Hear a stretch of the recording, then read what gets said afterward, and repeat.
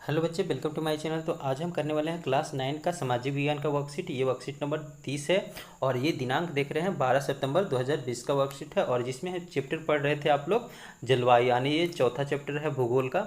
ये जलवायु उसी का पढ़ना है यहाँ पर। यानी यहाँ देखिए ऋतु, यानी ये तीसरा यूनिट पढ़ना है इसमें, मानसून की वापसी से रिलेटेड। ठीक है, तो इसी के बारे में यहाँ पर देखिए दिया गया है और इसका एक एक पॉइंट हम देखेंगे। और लास्ट में देखिए इसका 4 क्वेश्चन पूछा गया, तो लेकिन चारों क्वेश्चन बहुत इंपॉर्टेंट है, तो इसको हम देखेंगे लास्ट में। सबसे पहले इसको हम समझ लेते हैं, साथ साथ में एक मैप दिया है उसके अनुसार से हमें समझना होगा। ठीक है, तो यहाँ पर देख रहे हैं दिया हुआ है, पहला पॉइंट में दिया हुआ है। लेकिन उससे पहले बताते हैं कि आपने अगर जो मेरे चैनल को सब्सक्राइब नहीं कर रखे हैं तो मेरे चैनल को सब्सक्राइब कर लें, साथ साथ में बेल आइकन को भी दबा लें, जिससे कि मेरा वीडियो आप तक पहुँच सके। तो यहाँ पहला पॉइंट देखिए, यहाँ पर दिया हुआ है अक्टूबर नवंबर के दौरान दक्षिण की तरफ सूर्य की आभासी गति के कारण मानसून गर्त या निम्न दाब उत्तरी मैदान यानी उत्तर भारत एक तरह से कह सकते हैं। ठीक है, मैदानों के ऊपर शिथिल हो जाती है यानी एक तरह से क्या हो जाती है, वो घटना शुरू हो जाती है, एकदम रुक सी जाती है। ठीक है, तो यानी कम सी जाती है। तो इसके कारण, और ये किस कारण से होता है, सूर्य की दक्षिणी यानी दक्षिण की तरफ घसकना।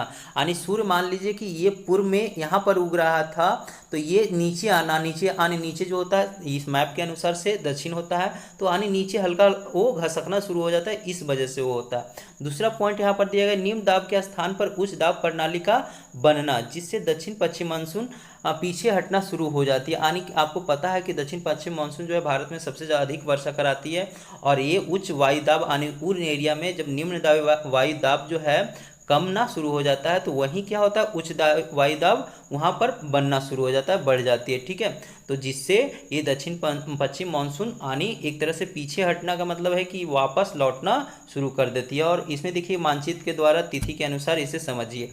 तो इसमें मानचित्र में देखिए दिया गया है, हम इसको समझ सकते हैं। तो यहाँ पर देखिए दिया गया है 1 सितंबर, ये जो एरिया में है यहाँ से मानसून 1 सितंबर को लौट जाता है, ये जैसे है। तो इस एरिया में राजस्थान हो गया, ये कुछ पंजाब का इलाका आता है, तो ये उन एरिया है। ठीक है, यहाँ पर देखिए 15 सितंबर जो है ये है आपका पंजाब हो गया, यहाँ पर हरियाणा भी यहाँ पर आ जाता है, ये पंजाब ऊपर में है। ठीक है, और यहाँ पर ये देखिए पूरे राजस्थान ये हो गया, और ये गुजरात भी। तो ये एरियाज में मतलब मानसून जो है 15 सितंबर तक क्या हो जाता है, लौटना शुरू हो जाता है। अब देखिए एक बीच में है जो कि ये एरिया काफ़ी बड़ा है, ये सारा मतलब एक तरह से जम्मू कश्मीर ये पूरा देख रहे हैं भारत, ये सारा। तो ये जो है एक लाइन यहाँ पर जो है ये 1 अक्टूबर को शो कर रहा है। ठीक है, तो इस 1 अक्टूबर के आसपास मतलब ये भारत के बहुत बड़ा क्षेत्र में यानी क्या होता है, मानसून वापस लौटना शुरू कर देती है, लौट जाती है। यहाँ पर देखिए और नीचे अगर जो बात करें तो यहाँ पर 15 अक्टूबर के पास आसपास यहाँ पर से आनी, यहाँ पर देखिए यहाँ पर केरला, इस एरियाज में केरला है, यहाँ पर आंध्र प्रदेश का भाग है, तो इन एरियाज में फिर 1 नवंबर के आसपास में इसी एरियाज में मतलब घटना शुरू हो जाता है। यहाँ पर देखिए 15 नवंबर के मतलब यहाँ पर देखिए ये केरल और तमिलनाडु का क्षेत्र ये कुछ आ जाता है, तो इन एरिया में आने एक तरह से मानसून क्या होता है, घटना शुरू हो जाता है, और यह वापस लौटना। और ये देख रहे हैं नीचे जो है आपका यहाँ पर दे रहा है दिसंबर, यानी 1 दिसंबर ये वाले। तो 1 दिसंबर जो है ये मुख्य रूप से तमिलनाडु में घटना होता है, जब दिसंबर में जब बारिश होती है, लौटती हुई जो वर्षा कराती है, या उस समय जो लौटती है यानी दिसंबर में वहाँ लौटता है। ठीक है, तो चलिए अब यहाँ पर हम देखते हैं तीसरे पॉइंट को। यहाँ पर तीसरा पॉइंट में क्या दिया गया है, पवनें अब स्थल से समुद्र की ओर खिसकना शुरू हो जाती है। यानी पवन क्या होता है, ये स्थल भाग से, अभी क्या होता था कि जब यहाँ पर निम्न वायु दाब बना हुआ होता था, तो वो यानी स्थल भाग में यानी भारत के एरियाज में, तो वहाँ पर वायु कहाँ यानी उच्च वायु दाब की एरिया से निम्न वायु दाब की ओर आ रहा था। लेकिन अब पवन क्या है, पवन उल्टा फिर समुद्र की ओर खिसकना शुरू कर देता है, यानी यहाँ पर उच्च वायु दाब बन गया है, तो उच्च वायु दाब से निम्न वायु दाब की ओर पहुँचना शुरू हो जाता है। ठीक है, यहाँ पर है अब उत्तरी मैदानों में गर्म वर्षा ऋतु के स्थान पर शीत ऋतु में परिवर्तित हो जाती है, जिसके कारण क्या होता है, जो वर्षा ऋतु में एक तरह से गर्म ही बना होता है, गर्म होता है, उसे उसके स्थान पे ये क्या परिवर्तित हो जाती है, तो शीत ऋतु में परिवर्तित हो जाती है।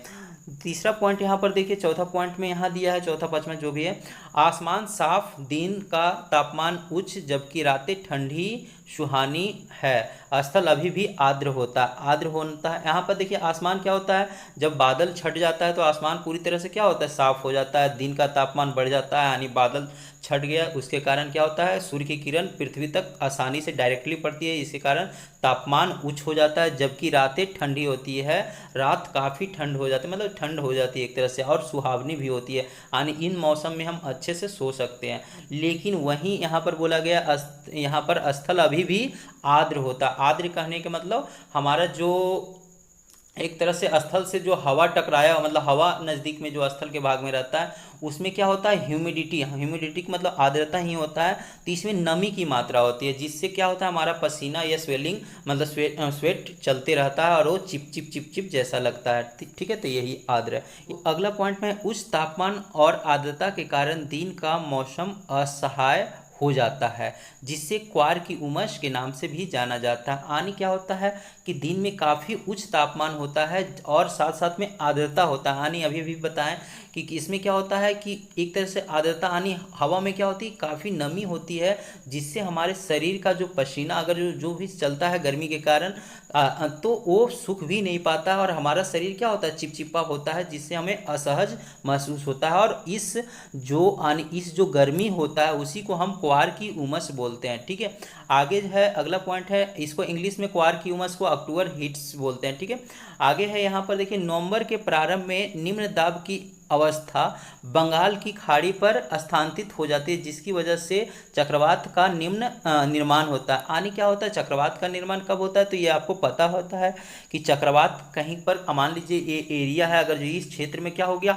निम्न दाब। निम्न दाब पहले क्या होता है, तो निम्न दाब वैसा क्षेत्र को कहते हैं जहाँ पर हवा क्या होती है, काफ़ी कम हो जाती है, और इसके कारण जो है जहाँ हवा में डेंसिटी यानी एक तरह से भारीपन क्या होते हैं, काफ़ी कम हो जाती है, तो वो हवा क्या होती है, ऊपर उठना शुरू हो जाता है, तो वहाँ पर स्पेस क्या हो जाता है, खाली हो जाता है, जिसके कारण वहाँ पर बाहर से जो जो एक तरह से उच्च वायु क्षेत्र वाला एरिया होता है, वहाँ से हवा वहाँ पर आना शुरू हो जाता है, उसी कारण वो घूर्णन भी स्टार्ट होता है। तो ये देखिए, बंगाल की खाड़ी में क्या होता है, उसी के कारण एक तरह से चक्रवात उठता है। आपको पता है चक्रवात ये निम्न वायुदाब और उच्च वायुदाब का ही कारण से बनता है।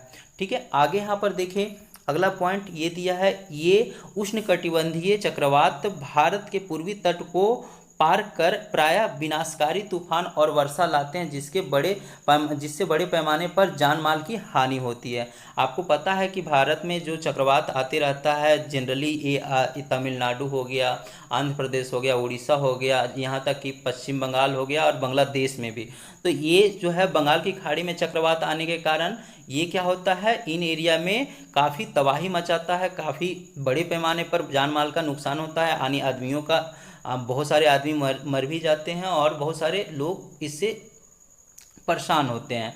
ठीक है, अगला है एक, कोरोमंडल तट पर अधिक वर्षा इन्हीं चक्रवाती की वजह से होता है। अब पता है कि आपको कोरोमंडल क्या होता है, कोरोमंडल किसको कहते हैं, तो ये जो पूर्वी तट में जो ये एरिया है इसी को हम क्या बोलते हैं, कोरोमंडल तट बोलते हैं। तो इस एरियाज में क्या होता है, काफ़ी इसी वर्षा के कारण क्या होता है, काफ़ी बारिश होता है। ठीक है, तो आगे देखते हैं, यहाँ पे आगे दिया है मानसून एकता का परिचय, यानी मानसून एकता का परिचय कैसे देता है, तो यहाँ पर देखिए लिख रखा है, हिमालय द्वारा अत्यंत ठंडी हवाओं को आने से रोकने के कारण उच्च अक्षांशों के बावजूद उत्तरी भारत में निरंतर ऊंचा तापमान बना रहता है। इसी प्रकार प्रायद्वीपीय पठार में तीनों ओर से समुद्र के प्रभाव के कारण तापमान सम बना रहता है। आपको पता है कि हिमालय जो होता है ये हमें क्या करता है, ये साइबेरियन जो ठंडी हवा आती है, यानी अत्यंत ठंडी, वो काफ़ी ठंडी हवा होती है, उससे हमें क्या करता है, बचा लेता है, जिसके कारण यहाँ का तापमान क्या होता है, दक्षिण भारत यानी उत्तर भारत का तापमान एक ऊंचा बना रहता है, जिससे हमें उस ठंडी हवा से बच जाते हैं। उसी प्रकार अगर जो बात करें प्रायद्वीपीय भारत, प्रायद्वीपीय भारत कहने का मतलब है कि प्रायद्वीप यानी दक्षिण भारत एक तरह से कहें, तीनों ओर क्या है, समुद्र से घिरा होता है, जिसके कारण ये देखिए आपको मैप में अगर जो बताएं, यहाँ पर देखिए मैप के ये हो गया आपका प्रायद्वीपीय भारत। ठीक है, तो ये इस एरिया में देखिए तीनों साइड से क्या है, समुद्र से घिरा है, जिससे क्या होता है, यहाँ पर पता है कि ये समुद्र क्या मतलब ये एक तरह से तापमान बराबर रखने में मदद करता है। ठीक है, आगे यहाँ पर देखिए आगे क्या है, परंतु फिर भी भारतीय प्रायद्वीप पर मानसून की एकता का प्रभाव बहुत ही स्पष्ट होती है। यानी एक तरह से यहाँ जो मानसून होती है एकता प्रभाव दिखाती है, एक तरह से एक रूप प्रभाव दिखाती है। आगे है संपूर्ण भारतीय भूदृश्य, इसके जीव तथा वनस्पति, इसका कृषि चक्र, मानव जीवन तथा उनके त्यौहार उत्सव इस मानसूनी लय के चारों ओर घूमती है और यह संपूर्ण देश को एक सूत्र में बांधती है। यानी एक तरह से हमारा देश क्या है, संपूर्ण भारत में क्या होता है, इस मानसून में ही या इस बारिश के मौसम में ही हमारा अनेकों त्यौहार मनाए जाते हैं। यहाँ के कृषि प्रणाली निर्भर करता है मानसून पे ही। यहाँ पर जीव जंतु जो हैं जीव जंतु या वनस्पति जो हैं इसी मानसून में क्या होती है, यानी इसी बारिश के मौसम में ज़्यादा फलते फूलते हैं, जिससे क्या होता है हमारा देश को यानी एक तरह से पूरे देश को एक सूत्र में बांधे रखने में मदद करता है। ठीक है, तो अब चलिए हम क्वेश्चन पे चलते हैं। पहला क्वेश्चन यहाँ पर देखिए, अक्टूबर नवंबर में मैदानी इलाकों में उच्च दाब क्यों बनना शुरू हो जाता है। तो यहाँ पर उत्तर हम दे सकते हैं, अक्टूबर नवंबर के दौरान दक्षिण की तरफ सूर्य की आभासी गति के कारण मानसून गर्त या निम्न दाब वाला गर्त उत्तरी मैदान की ओर शिथिल हो जाती है। यानी उत्तरी मैदान की में जो है एक तरह से शिथिल हो जाती है और ये क्या होता है, धीरे धीरे उच्च दाब प्रणाली इसका स्थान ले लेता है। तो ये हो गया बनना।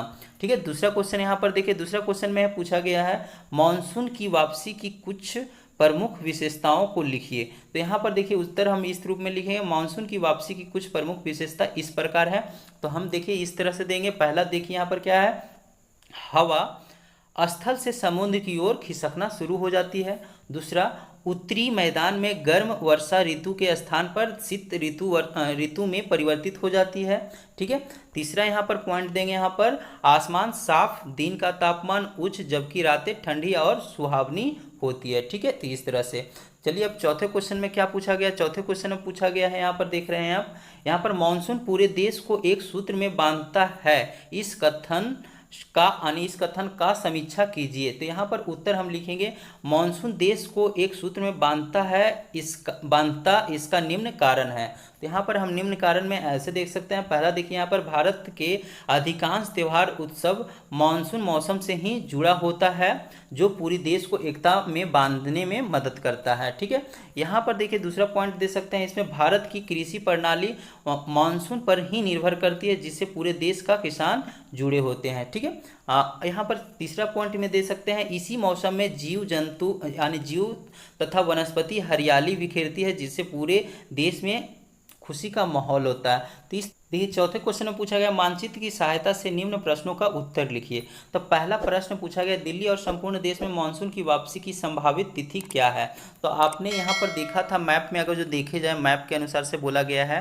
तो ठीक है, तो यहाँ पर देखिए अगर जो मैप यहाँ पर देखते हैं तो दिल्ली में पूछा गया और संपूर्ण भारत में। तो आपको हम उस समय जब समझाए थे उस समय भी बताए थे कि ज़्यादातर एरिया जो है 1 अक्टूबर से ये जो पूरा क्षेत्र है और साथ साथ में दिल्ली भी जो है इसी टाइम में क्या होता है, मानसून वापस लौटता है। ठीक है, तो ये यहाँ पर देखिए ये आपका पहला आंसर हो गया, 1 अक्टूबर के आसपास दिल्ली और संपूर्ण भारत में मानसून वापस चला जाता है। दूसरा क्वेश्चन यहाँ पर पूछा गया, 1 सितंबर से 15 सितंबर के बीच भारत किन 2 राज्यों से मानसून की वापसी होती है, नाम लिखें। यानी जो 2 राज्यों से मानसून वापस होता है उन 2 राज्यों को नाम लिखना। तो यहाँ पर आप देख रहे हैं कि 1 सितंबर और 15 सितंबर यहाँ पर लाइन ड्रॉ किया गया और दूसरा यहाँ पर 15 सितंबर किया गया।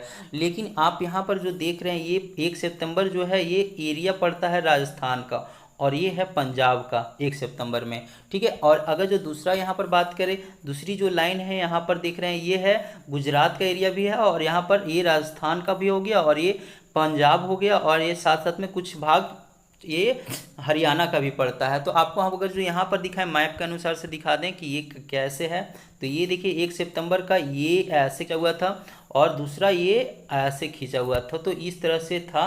तो इस तरह से देखिए ये राजस्थान भी हो गया और ये पंजाब जनरली ज़्यादा टच करता है, तो इसलिए आंसर हम इसका राजस्थान और पंजाब करेंगे। तो इसका आंसर हम इस रूप में लिखेंगे, यहाँ पर लिखेंगे कि राजस्थान और पंजाब। ठीक है, हो सकता है कि बहुत सारे बच्चे क्या कर सकते हैं, वैरी भी कर सकते हैं, गुजरात दे सकते हैं, हरियाणा दे सकते हैं। तो इस तरह से तो वीडियो अच्छा लगा तो इस वीडियो को लाइक करें, साथ साथ में मेरे चैनल को सब्सक्राइब करें। Thank you watching my video.